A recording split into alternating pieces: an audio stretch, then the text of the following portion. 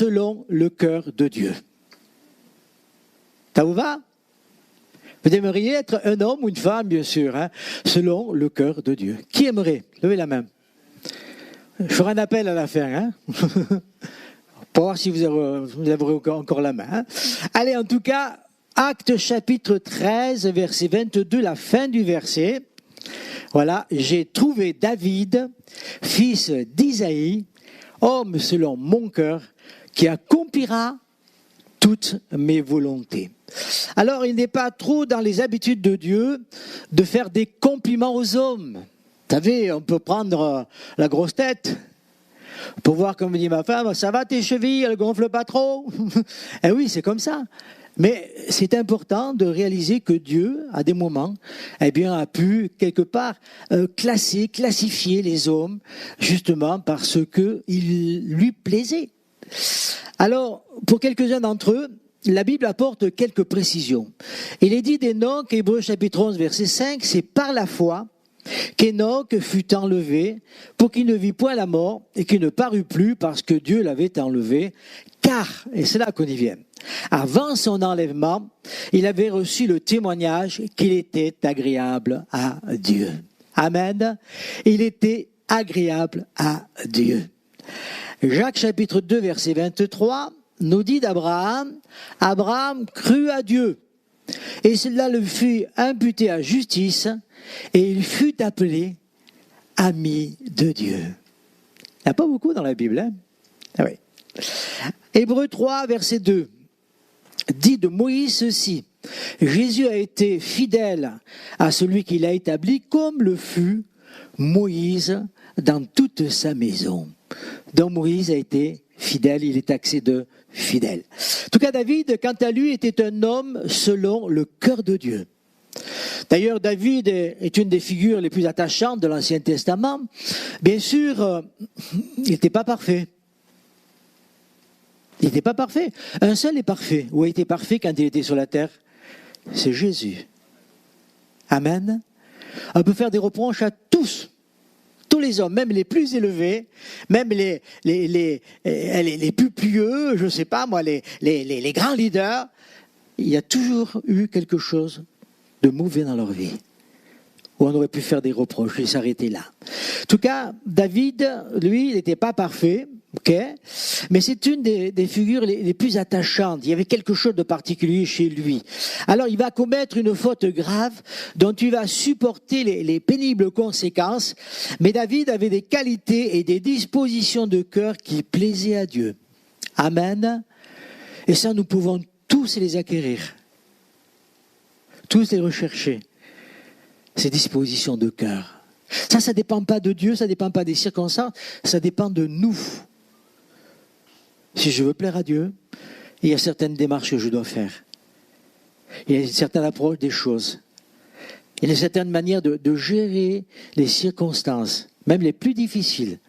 Si je veux plaire à Dieu, si je veux tout simplement que Dieu dise c'est un homme selon mon cœur.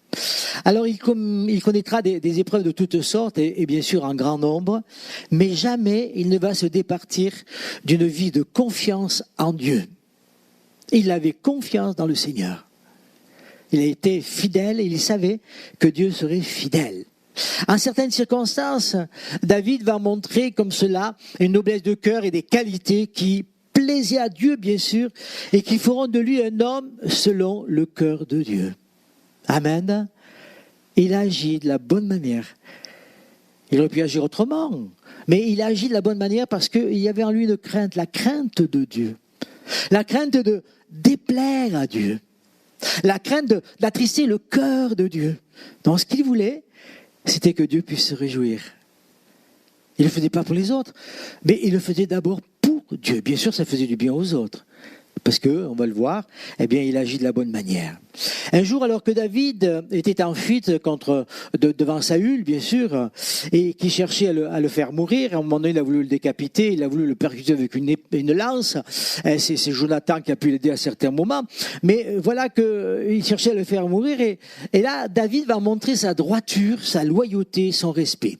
Il est dans la caverne d'En-Gedi, et vous regarderez ce moment, ce temps particulier dans 1 Samuel, chapitre 24, versets 1er à 23. Alors que Saül était à sa merci, eh bien, David va couper un pan de son manteau. Il va aller doucement, doucement, il va arriver jusqu'à lui. Saül se couvrait les pieds. Vous savez ce que ça voulait dire? Il était en train de faire ses besoins. Il était en train de se soulager. Voyez? Et donc Saül est occupé à cela, et David va arriver tout doucement.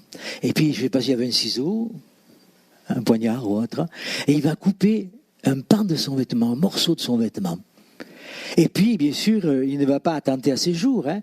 Il dira à ceux qui l'accompagnaient que l'Éternel me garde de commettre contre mon Seigneur, loin de l'Éternel, une action telle que de porter la main sur lui. Il est loin de l'Éternel. Je rappelle que Saül voulait le raccourcir. Il voulait le percuter avec sa lance, il voulait le faire mourir.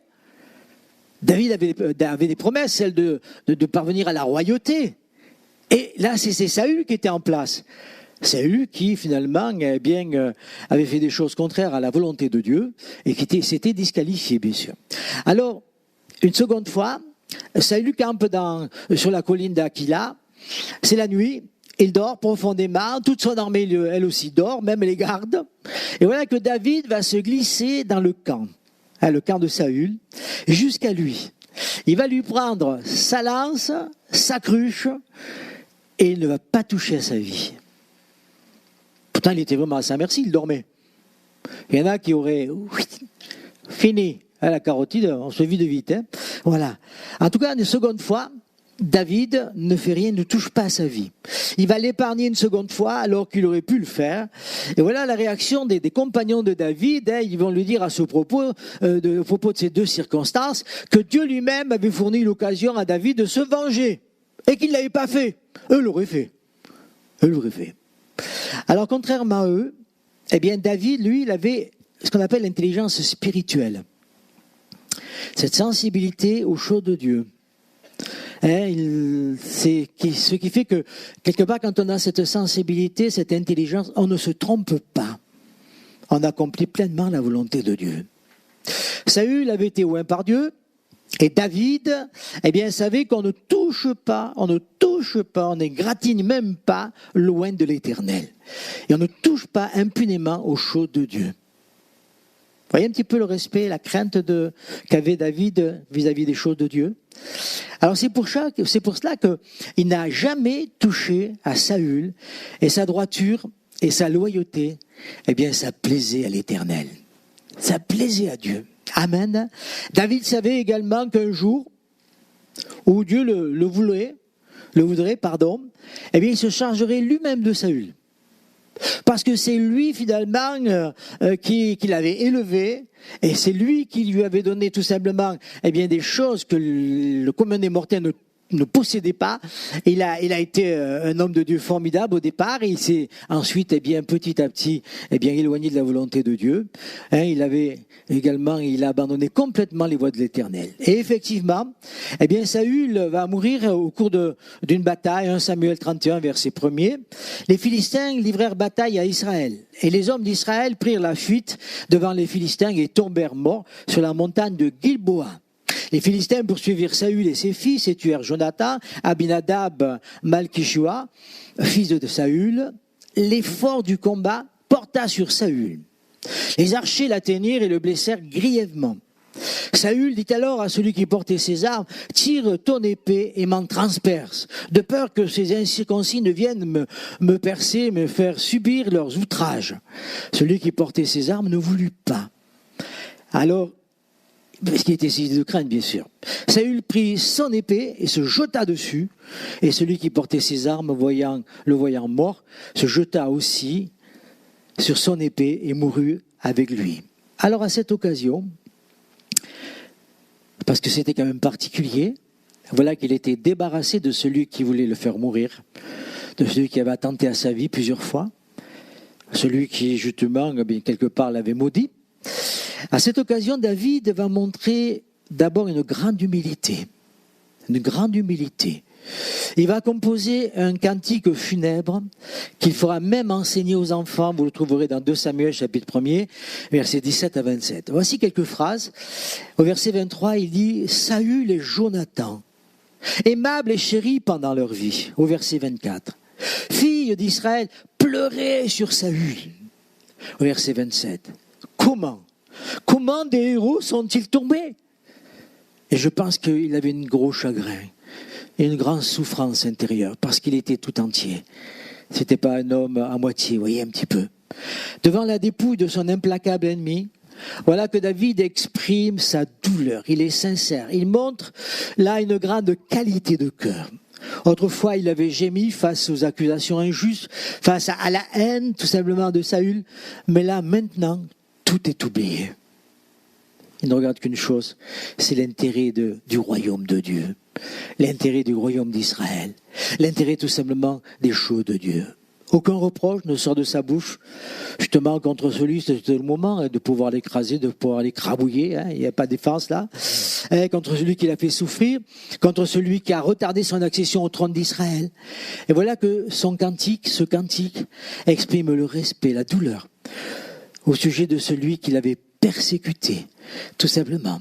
Et là, je me dis, mais quel amour! Quel amour! Parce que ça devait se sentir. Vous savez, ça se sent quand quelqu'un est sincère. Des fois, on est sincère dans la colère. Hein. Et ça, on le sait aussi, on le sent. Hein. Mais là, c'était dans l'amour qui émanait du cœur de David. Hein. Finalement, c'est le même amour que Dieu exprime à notre égard. Dieu nous aime. Qui que tu sois, engagé ou pas, dans la découverte des choses de Dieu, sache que Dieu t'aime. Que Dieu a un amour particulier pour toi. Il faut dire peut-être que Dieu a de l'amour pour ta femme, oui, Dieu a de l'amour pour ta femme, mais il a de l'amour pour toi. Un amour particulier pour toi. Il te connaît mieux que tu ne te connais. Amen. Alors maintenant, David va pouvoir monter sur le trône d'Israël, mais je dirais qu'il a le triomphe modeste. Il est rempli d'humilité. Le peuple d'Israël, c'est une charge, croyez-moi. Eh oui, si vous connaissez un peu l'histoire biblique, vous savez de quoi je veux parler. C'était particulier, on l'appelle le peuple Koured. Un peuple rebelle.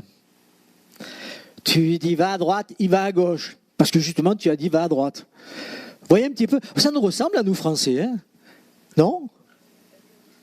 Dès qu'une loi sort, on cherche la faille dans la loi pour pouvoir la contourner ou pour pouvoir la faire sienne, c'est-à-dire en tirer bénéfice. Ça, c'est le propre du Français. Hein? Peinture fraîche, ne touche pas. Première chose qu'on fait. Eh oui. Et puis après on dit, mais c'est la peinture. Ben oui, on t'avait dit de ne pas toucher, de ne pas venir t'asseoir là. De rester à l'écart. Eh oui. Alors, quand je dis qu'il a le triomphe modeste, il est rempli d'humilité. David était aussi, je dirais, un homme fidèle. Un homme de parole. Un homme qui n'oubliait pas ses amis, ses alliances, ses engagements. Dites-moi, petit examen de conscience. Est-ce que vous tenez toujours parole?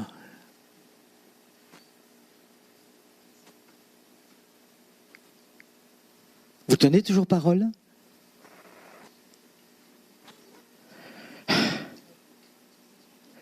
Si Pierre avait tenu parole, Seigneur, s'il faut aller à la mort, j'irai avec toi. Puis quand ça a été le moment, Pierre, il se tenait à distance. Hein? Et quand on lui a dit, mais toi aussi tu fais partie du groupe là, tu étais avec Jésus, ah, je ne connais pas moi. Regardez un petit peu. Pourtant c'est Pierre. On l'appelle Saint-Pierre. Hein? Ah ouais, ben oui. Eh bien il n'a pas tenu parole. Il s'est même écrasé devant une servante. Il a fait le petit, là. Hein. Il a joué au canard. Voilà. Alors un jour, David va poser cette question. Reste-t-il encore quelqu'un de la maison de Saül pour que je lui fasse du bien à cause de Jonathan? Alors, on sait une chose, c'est qu'après la mort de Saül, tout a été dispersé. Tout a été dispersé. Hein, il ne restait pas grand-chose de sa famille, mais voilà que tout a été dispersé, ses biens, etc., ses terres, enfin, toutes ses richesses. Voilà. Alors, David pose cette question, reste-t-il encore quelqu'un dans la maison de Saül? Il faut que je lui fasse du bien, parce que moi j'ai fait une promesse. Et on va parler de la promesse. De quelle manière ça s'est produit, hein? Alors il restait encore un fils de Jonathan, un fils perclus des pieds. Son nom c'est Méphibosheth. La signification de Méphibosheth, c'est détruisant la honte. D'accord? Quelque part, il y avait une sacrée honte sur la famille de Saül. Et Jonathan, qui lui, au contraire, était un homme droit, parce que Jonathan a sauvé plusieurs fois Saül, et il l'a averti alors qu'une embuscade était tendue contre lui. Il l'a averti. Il nous a dit que Jonathan aimait David comme son âme. Vous aimez votre âme? Vous vous aimez? Eh bien, c'est un peu pareil. Il aimait David comme il s'aimait. Amen.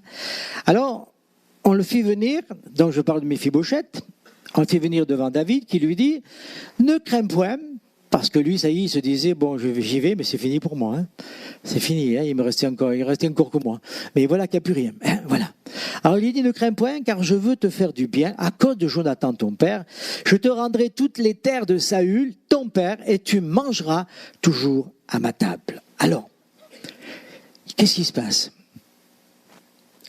David s'est souvenu de l'alliance qu'il avait faite avec Jonathan, qu'il appelait son ami.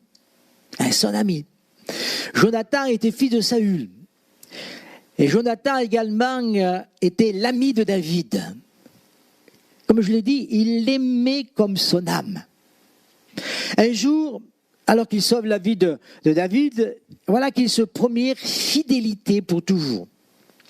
Et Jonathan avait dit à David, 1 Samuel chapitre 20, verset 14, « Si je dois vivre encore », parce qu'il savait que David était promis à la royauté, mais qu'un jour il pouvait faire tomber, hein, comme ça, les masques, et révéler un petit peu les choses. Il dit, « Si je dois vivre encore, veuille user envers moi de la bonté de l'Éternel. » Et au verset 15, « Et si je meurs, ne retire jamais ta bonté envers ma maison, pas même lorsque l'Éternel retranchera chacun des ennemis de David de dessus la face de la terre. » Et là, nous voyons une chose, c'est que David est en train de tenir parole. Eh oui, il était vraiment un homme de parole, un homme fidèle à ses engagements. Il était vraiment un homme selon le cœur de Dieu, parce que ces choses s'appelaient à Dieu. Être fidèle. Tu as donné ta parole, tiens-la. Et c'est là qu'on dira, voilà quelqu'un de droit. Voilà quelqu'un de fidèle. Voilà quelqu'un que Dieu doit aimer. Amen. Imaginez que Dieu n'ait pas tenu parole. Hein? Bon. Alors néanmoins, souvenons-nous que David n'était pas parfait. David n'était pas parfait. Un jour, alors qu'il n'était pas sur ses gardes, d'abord il aurait dû être au combat avec ses hommes, avec son armée. Il a préféré rester à la maison, prendre un peu de repos, du recul. Il n'est pas sur ses gardes, il est quelque peu relâché. Et puis c'est la chute, c'est le péché, la catastrophe. La catastrophe. Après l'adultère avec Bathsheba, il ira jusqu'au meurtre d'Uri, parce que c'est un meurtre. L'envoyer au front, première ligne, et dire aux autres, retirez-vous tous. C'était bien prémédité. Il n'y avait pas de circonstances atténuantes à l'égard de David. Ah non, pas du tout. Hein, devant un tribunal, lui aussi aurait été condamné à mort. Hein. En tout cas, voilà, le mari de Bathsheba, va mourir sur le front. Paradoxalement, malgré ce qui vient d'être dit là, Je dirais, là encore, David va démontrer qu'il était un homme vraiment selon le cœur de Dieu. Lorsque il sera mis devant la réalité, un petit moment, il a cherché, vous savez, à enjoliver les choses, voilà. Mais quand il est mis devant la réalité, quand, eh bien, Nathan va lui dire, c'est le prophète Nathan qui est envoyé par Dieu, va lui dire, voilà, David, hein, tu sais, un homme avait une brebis, une seule, il a choyé, il lui en prenait soin, et il l'a gardée, il voulait la préserver de tout incident, voilà. Et puis, il est arrivé un homme et il lui a pris sa brebis. Et la colère de David, là, elle est montée d'un coup. Il s'est pris au piège tout seul. Hein.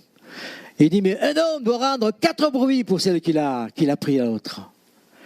Et dit, David, tu es cet homme. Vous voyez un petit peu les doigts, là, qui reviennent vers moi. David, tu es cet homme. Oh, la douche froide. Un coup de massue, ça n'aurait pas été pire. Parce que c'est ce qui se passe. Il comprend, il réalise. Et devant la réalité des choses, dite par Nathan, ce que Dieu a envoyé vers lui, parce que c'est Dieu qui l'a envoyé, parce que Dieu voulait le récupérer. Si tu n'avais pas voulu le récupérer, il l'aurait laissé dans sa misère. Se noyer de plus en plus. Tu as menti une fois, tu vas mentir 2 fois. Tu as commis un meurtre, tu vas en commettre 2, 3, 4, et puis on ne va pas s'arrêter. Hein, parce que c'est comme ça. Non. Dieu envoie son prophète, un homme de Dieu, qui lui parle et David comprend, il saisit et il s'humilie. Et voyez un petit peu la réaction. David va agir avec vérité, j'ai noté ceci. Il va déverser son cœur en paroles. Psaume 51, verset 3. Ô Dieu, aie pitié de moi dans ta bonté, selon ta grande miséricorde. Efface mes transgressions. Voyez-vous qu'elles disparaissent. Parce que, vous savez, mine de rien, quand on fait quelque chose de mal, quand on ment, quand on triche, quand on tue, quand on vole ou autre, c'est là. Des fois, on se réveille avec, ou on est réveillé parce que la culpabilité est là. Alors il dit, efface mes transgressions. Lave-moi complètement de mon iniquité. Purifie-moi de mon péché, car je reconnais mes transgressions et mon péché est constamment devant moi. J'ai péché contre toi seul. J'ai fait ce qui est mal à tes yeux, en sorte que tu seras juste dans ta sentence, sans reproche dans ton jugement. Voici, je suis né dans l'iniquité. Ma mère m'a conçu dans le péché, mais tu veux que la vérité soit au fond du cœur. Fais donc pénétrer la sagesse au-dedans de moi. Purifie-moi avec l'hysope et je serai pur. Lave-moi et je serai plus blanc que la neige. Amen.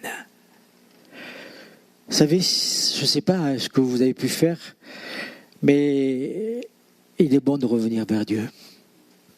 Nous avons la croix, où nous pouvons venir et nous humilier devant Dieu.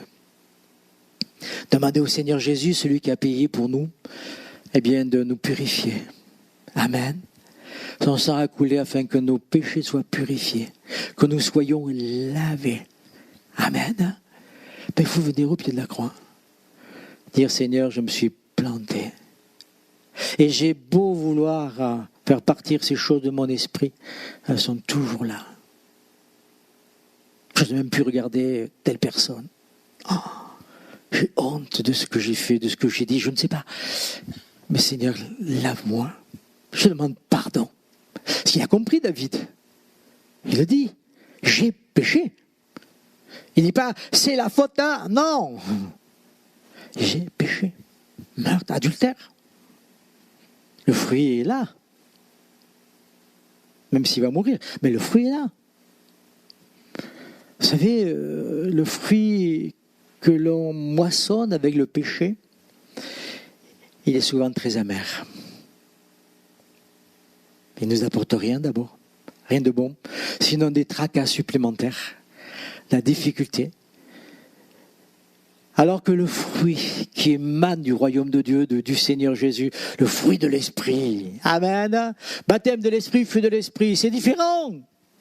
Le baptême, il se reçoit en réponse à la foi. Si tu crois, tu verras, tu recevras.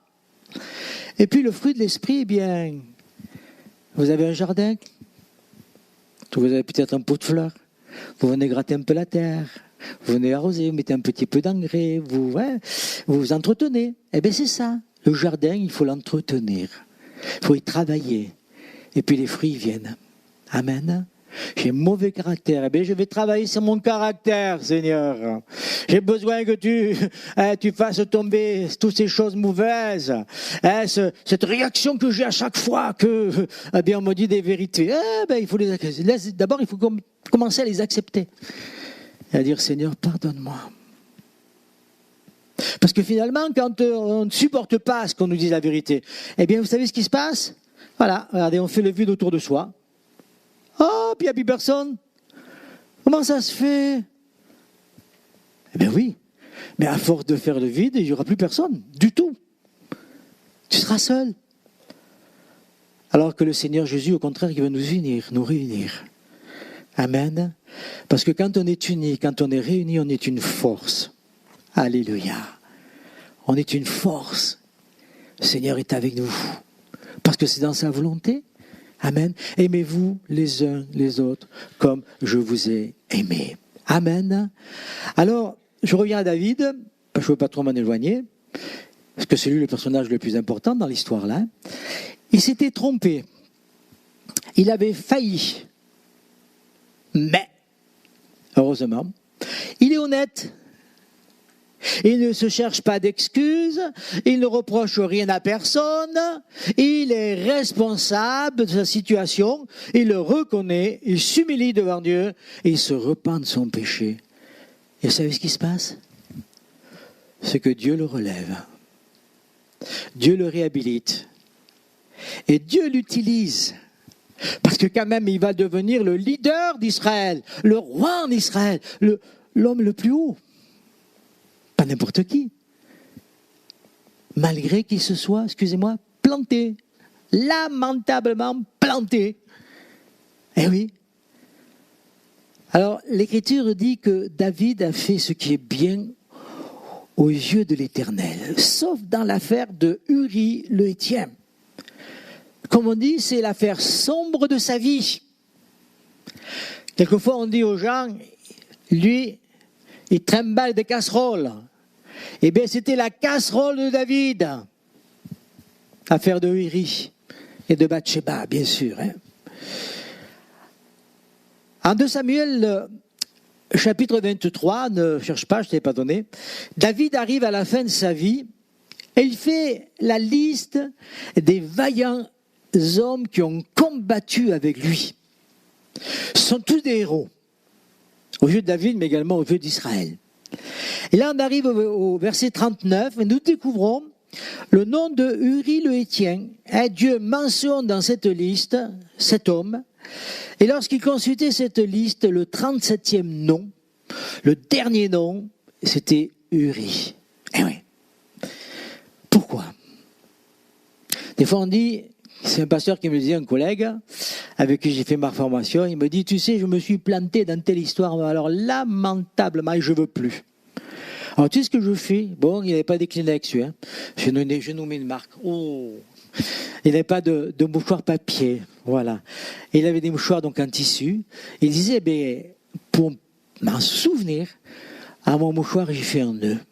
Je touche mon mouchoir. Ah, oui, souviens-toi. Vous voyez un petit peu, bon, c'était un repère pour lui, c'était une façon de dire, il faut que je m'en souvienne, je ne veux plus recommencer, je me suis planté, je me suis repenti, Dieu m'a pardonné, mais maintenant il faut que je passe à autre chose. Mais là, David, lui, voulait s'en souvenir, parce qu'il y avait là un témoignage contre lui. Et oui, il voulait se souvenir de ce que le désir de la chair avait provoqué au départ. Qu'est-ce que c'est? Une simple convoitise, la convoitise du regard. Il voit cette belle femme là-bas en train de se laver ou je ne sais pas trop quoi. Et puis ça va être suivi de moments terribles, de honte, puis la condamnation. Tout aurait pu s'arrêter là. Tout aurait pu s'arrêter là. Eh oui, oui. Mais heureusement qu'il y a eu aussi la grâce et le pardon de Dieu. Amen. Combien de fois Dieu aurait eu l'occasion de dire, allez, c'est bon, ça s'arrête là. Pour nous, je parle, hein. Pour moi. Vous pouvez faire pareil pour vous, hein. Ça aurait pu s'arrêter là. Tu t'es planté lamentablement, tu as fait souffrir et tu fais encore souffrir. Et ça va rester une marque dans ta vie. Vous comprenez? Eh oui. Alors il y a le pardon de Dieu. Ça, c'est la grâce, l'amour. Pour lui, ça aurait été facile d'effacer Uri de sa liste. Ça aurait été facile. Qui lui aurait fait de reproche, c'est le roi. Il est au-dessus de tout. Et le premier qui me fait un reproche, paf! Ben oui, il était roi. Qui aurait pu l'empêcher? Non, non. Mais David était profondément honnête. Honnête avec lui-même, avec son entourage et avec Dieu. David était un homme selon le cœur de Dieu. Vous le comprenez pourquoi? Avec ce qu'on vient de dire, de voir ensemble, bien sûr. Il n'était pas parfait, mais il était un homme selon le cœur de Dieu. Alors, j'ai dit que j'allais faire un appel.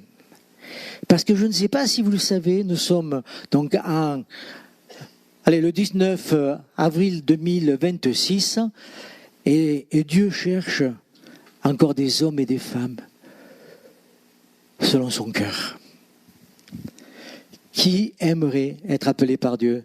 Voilà, un homme, une femme selon mon cœur. Levez-vous. Restez pas assis là. On ne voit pas, on ne voit qu'une main. On dit, qui c'est? Non, là au moins on sait. Qui a envie d'être appelé un homme, une femme selon le cœur de Dieu? C'est important. Ça vous engage. Ça vous engage. Vous avez entendu?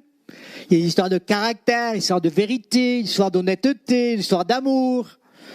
Ça vous engage.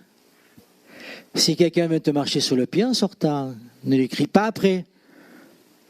Mais presque excuse-toi d'avoir glissé ton pied sous le sien. Ben oui. Ça m'est arrivé d'avoir raison, mais de m'écraser pour un temps. Et ensuite la personne a reconnu.